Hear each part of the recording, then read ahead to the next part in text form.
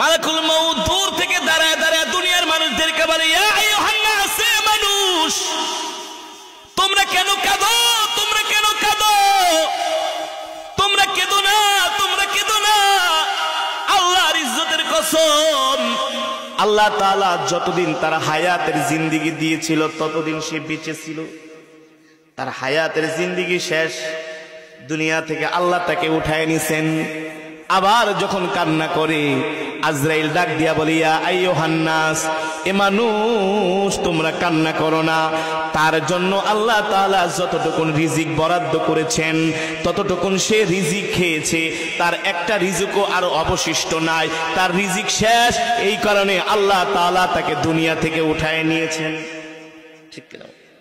আবার মানুষ যখন কান্না করে, কবর ডাক দিয়া বলে, আজরাইল ডাক দিয়া বলে, দুনিয়ার মানুষ কান্না করো না, যে ইন্তেকাল করছে সে তো দুনিয়া থেকে বেঁচে গেছে। তোমরা কবরের জন্য তৈয়ার হও, তোমরা কবরের জন্য প্রস্তুত হও। সাহাবীরা জিজ্ঞেস করলেন, গো আল্লাহর নবী, তাহলে আমরা আজরাইলের মালাকুল মউত ফেরেশতার এই কথা শুনতে পাই না কেন? নবী বলেন, ও সাহাবীরা, দুনিয়ার মানুষ যদি এই কথাগুলো শুনতো তাহলে দুনিয়ার মানুষ কোনো ব্যবসা বাণিজ্য চাকরি বাকরি করতে পারতো না, খেত খামার করতে পারতো না। তাহলে সব মানুষ কবরের চিন্তায় দুনিয়া ছাইরা জঙ্গলে যায় শুধু ইবাদত করত। মান সালাকা তরিকান ইয়ালতামিসু ফীহি ইলমান সাহালাল্লাহু লাহু বিহি তরিকান ইলাল জান্নাহ। আল্লাহু আকবার।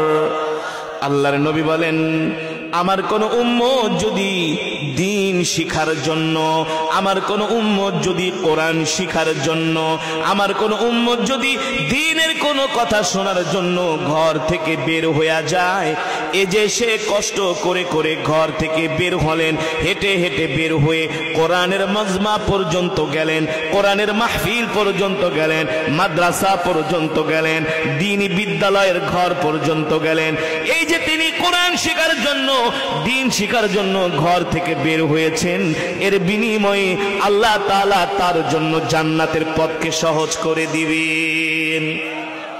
জোরে বলেন আল্লাহু আকবার।